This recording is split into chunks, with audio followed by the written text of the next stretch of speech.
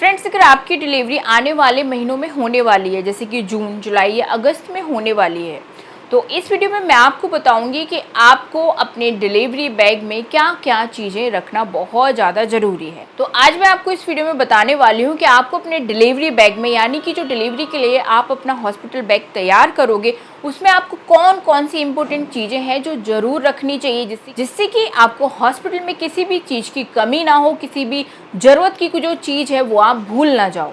ठीक है ना। तो चलिए स्टार्ट करते हैं आज का वीडियो। आप लोग मुझे कमेंट्स में जरूर शेयर कीजिएगा कि आपकी डिलीवरी किस मंथ में होने वाली है। मैं हूँ रेशू, आप सभी के साथ। आप देख रहे हो रेशूज ब्लॉग यूट्यूब चैनल। चलिए स्टार्ट कर। जैसे कि पहले हम बात करें कि आपको अपना हॉस्पिटल बैग कब तैयार करना चाहिए, तो जैसे ही आपकी 9वें महीने का 1 वीक हो जाता है, यानी कि 36 वीक आपका कंप्लीट हो जाता है, 36वां हफ्ता, आपको अपना हॉस्पिटल बैग तैयार करना शुरू कर देना चाहिए, क्योंकि 36 वीक के बाद आपको कभी भी लेबर पेन स्टार्ट हो सकता है। ठीक है ना। तो पहले से तैयारी कर लोगे तो कोई भी इंपॉर्टेंट चीज़ आप भूलोगे नहीं। तो सबसे पहली चीज़ जो आपको अपने हॉस्पिटल बैग में ज़रूर रखनी है वो है आपकी पूरे 9 महीने के प्रेगनेंसी रिपोर्ट्स। मतलब जितनी भी अल्ट्रासाउंड हुए हैं, जितनी भी टेस्ट आपके हुए हैं, आपने जितने बार भी डॉक्टर को चेकअप कराया है, कौन सी मेडिसिन आपने ली है, सब कुछ पूरा एक फ़ाइल तैयार कर लीजिए, सारे डॉक्यूमेंट्स इकट्ठे कर लीजिए उसमें, और उस फाइल को अपने हॉस्पिटल बैग में सबसे ऊपर रखिए। और अगर आपके पास कोई भी मेडिकल इंश्योरेंस वगैरह आपने कराया हुआ है, हेल्थ इंश्योरेंस वगैरह, तो उसके पेपर तो सबसे पहले रखिए, तभी तो पैसे बचेंगे, तभी तो उस मेडिकल इंश्योरेंस का फ़ायदा मिलेगा आपको। ठीक है ना। तो उसके पेपर सबसे पहले आपको रखना है।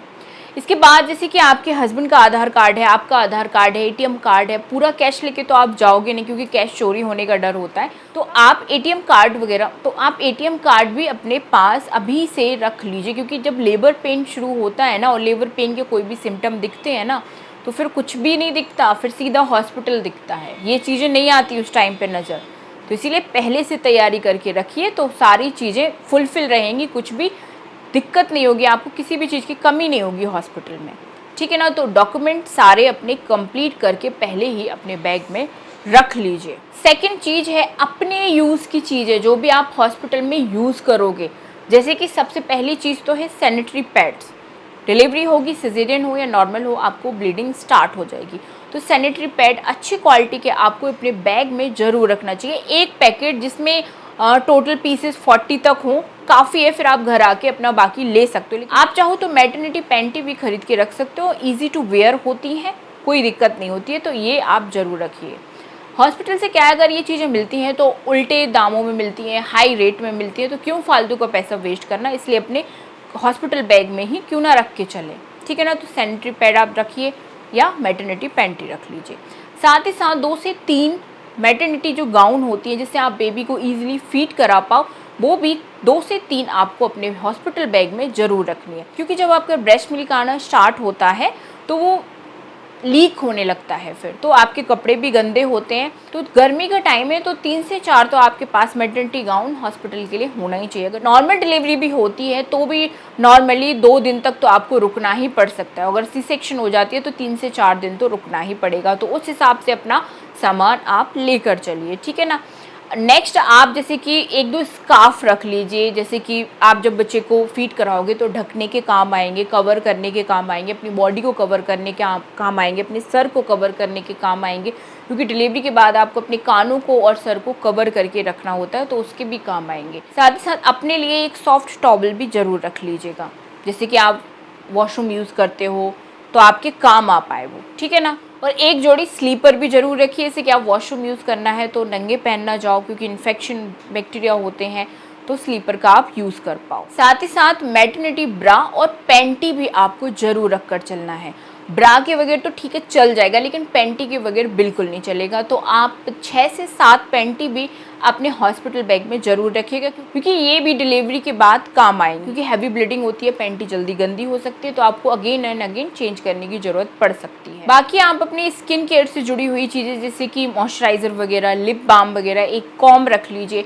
हैंड वॉश के लिए छोटा सा एक हैंड वॉश रख लीजिए, छोटा सा सोप रख लीजिए, कपड़ों का भी और बॉडी का भी। तो साथ ही साथ हैंड वॉश भी यूज़ कर सकते हैं। नॉर्मल हॉस्पिटल जो होते हैं उनमें नहीं मिलता है, तो आप अपने एक हाइजीन मेंटेन हॉस्पिटल में रख सकते हो। इसके बाद आप अपने लिए ब्रेस्ट पैड भी ज़रूर रखिएगा, जैसे कि ब्रेस्ट से मिल्क लीकेज होता है, तो अगर आप ब्रेस्ट पैड का यूज़ करते हो तो क्या है आपके कपड़े फिर गंदे नहीं होंगे। तो आप ब्रेस्ट पैड का यूज़ भी अपने हॉस्पिटल में ज़रूर कर सकते हो। अब बात करते हैं बच्चे के लिए आपको क्या क्या रखना चाहिए। जो बच्चे के लिए आपको कॉटन के 4 से 5 सूट जरूर रखने हैं, ठीक है ना। जैसे कॉटन के सेट आते हैं, ऊपर टी शर्ट होती है, नीचे पैंट या पजामी टाइप होती है, तो वो आप जरूर रख लीजिए। सेकंड चीज, बच्चे के लिए डाइपर आपको जरूर रखना है। और बच्चे के लिए जो बेड वाइप्स वगैरह होते हैं ना, उनको भी आपको 1-2 पैकेट जरूर रख लेना है। जैसे कि बच्चे की पॉटी क्लीन करना है, बच्चे का फेस क्लीन करना है, बच्चे का माउथ क्लीन करना है, बच्चा ब्रेस्ट फीड करता है तो उसके बाद आपको क्लीन करना पड़ता है, फेस को क्लीन करना है। इस तरीके से आपके बहुत ज़्यादा काम आते हैं बेड वाइप्स। तो 2 पैकेट आप बेड वाइप्स के जरूर रख कर चलिए। साथ ही साथ आप बच्चे के लिए कॉटन के जो नैपी होती हैं वो भी रख कर जरूर चलिए। जैसे कि बच्चे को डाइपर यूज़ नहीं करना है तो फिर आप नॉर्मल कॉटन नैपी भी यूज़ कर सकते हो बच्चे को। और बच्चे के लिए 2 से 3 कॉटन के सॉफ्ट टॉवल भी ज़रूर ले लीजिएगा, क्योंकि बच्चे को कैरी करने के वो काम आते हैं। बच्चे का माउथ वगैरह क्लीन करना है, बॉडी पार्ट्स क्लीन करने हैं तो उसके भी काम आते हैं। साथ ही साथ बच्चे को आप उसको उड़ा कर भी लेटा सकते हो। काफ़ी सारे यूजेस के काम आती हैं ये कॉटन की टॉवल। तो इसके बाद बच्चे के सर को कवर करने के लिए भी आपको एक कॉटन की टोपी या कपड़े, जो सॉफ्ट कपड़े होते हैं, वो भी ज़रूर रख लेने चाहिए, क्योंकि बच्चे का सर कवर करना बहुत ज़्यादा ज़रूरी होता है डिलीवरी के बाद। इसके बाद बच्चे की स्किन केयर प्रोडक्ट भी आपको अपने डिलीवरी बैग में ज़रूर रखना है, जैसे कि बच्चे की face cream, massage oil, lotion, diaper rashes cream. इस तरीके की चीज़ें बहुत ज़्यादा काम आएंगी आपको हॉस्पिटल में। इसके बाद बच्चे के लिए आपको एक छोटी सी फीडिंग बॉटल भी ज़रूर रखना है अपने बैग में, या फिर एक छोटी कटोरी चम्मच भी ज़रूर रख लेना है। इन दोनों में ही कोई भी आप एक चीज़ रख सकते हो, दोनों ही रख ले तो ज़्यादा बेटर है, क्योंकि अगर आपकी सिजेरियन डिलीवरी हो गई तो 24 घंटे तक बच्चे को कुछ नहीं मिलेगा। तो नर्सिस क्या करती हैं, बच्चे को फॉर्मूला मिल्क पिला सकती हैं, या तो कटोरी चम्मच के थ्रू या फिर बॉटल के थ्रू। तो दोनों ही चीज़ें आप अपने साथ रखकर चल सकते हो। हाँ, और एक बच्चे के लिए वाटर प्रूफ मैट्रेस भी आप जरूर लेकर चलिए। जैसे कि जिस भी बेड पे आप हॉस्पिटल में हो, बच्चे को कोई कैरी कर रहा है तो बच्चा सुसु कर देता है तो सामने वाला भी गीला हो जाता है, और आप जिस बेड पे हो वहाँ पे भी गीलापन होता है। तो इसीलिए एक वाटर प्रूफ मैट्रेस भी आप छोटी सी लेकर अपने साथ चल सकते हो। जैसे कि बच्चे को लिटाना है तो पहले वो, उसके बाद बेबी को लिटा दो।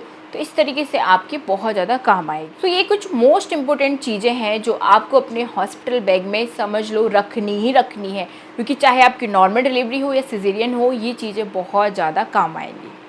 ठीक है फ्रेंड्स, तो आई होप ये वीडियो कम्प्लीटली हेल्पफुल रहा होगा आप सभी के लिए। मिलती हूँ नेक्स्ट वीडियो में। Bye bye, thanks for watching.